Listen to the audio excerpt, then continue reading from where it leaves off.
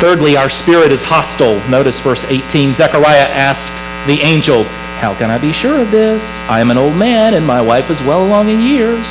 The angel answered, "I am Gabriel. I stand in the presence of God, and I have been sent to speak to you and to tell you this good news. And now you will be silent and not able to speak until the day this happens, because you did not believe my words." Zechariah is a skeptic. He's a doubter. I have to say I'm sympathetic with him. God hasn't spoken in 400 years, and when he chooses to speak, little old Zechariah is thinking, who am I? I'm nobody special. And God sends an angel to speak to me. I'm just going to test the spirits. Whoops. Whoops. You ever have one of those moments you wish you could go back and edit your mouth just a minute? I mean, he only speaks one sentence in the whole passage, and it's the wrong sentence. Whoops.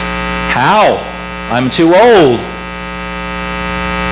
Doesn't it sound familiar? It sounds very familiar.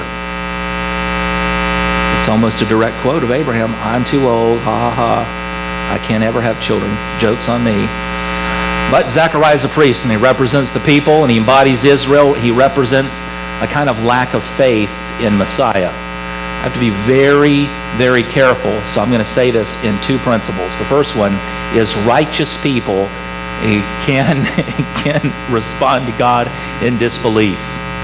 You can be righteous, but just not ready. We're already been told he's upright, he's blameless, he does everything right. Nobody can cast doubt on his righteousness. And the most righteous priest that could represent God on that day, he got it wrong. He got it wrong. Just because somebody's righteous doesn't mean they're going to always get it right. Righteousness and perfection are not the same things. He was a righteous human being. Right? That's what he was. Priest or not, he's a righteous human being. And one of the great realizations of life is that you can be righteous and simultaneously not righteous. You can be transactionally righteous. You can be accepted by God. You can be blameless in his eyes, clothed in the righteousness of Jesus, but then make a mistake. You can sin. It was a sin. He sinned right there in the temple. Ouch. He's not ever going to forget that. It's going to leave a mark. Second principle is faith is responsive. It always follows divine action. Faith is responsive. I was teaching my 7th grade class or 6th grade class this week about this very thing in school, that our faith is like the moonlight. You know, the moon is a dead rock in space. It doesn't have any light. The only reason why you can see it is because the sun shines on it and reflects the sun's light back to you. The only reason why people can see goodness in you is because the Son of God shines on you and you reflect it back. When it's shining on you, that's grace. When you reflect it back, that's faith. Okay? Without God shining the light, you're always going to be just a rock. It's important to remember that. Even preachers, it's important for us to remember we're just a dead rock in space. The only reason why we're illuminated is because God lights us up. Faith is responsive. It follows divine action. We don't gin it up. We don't cause our faith.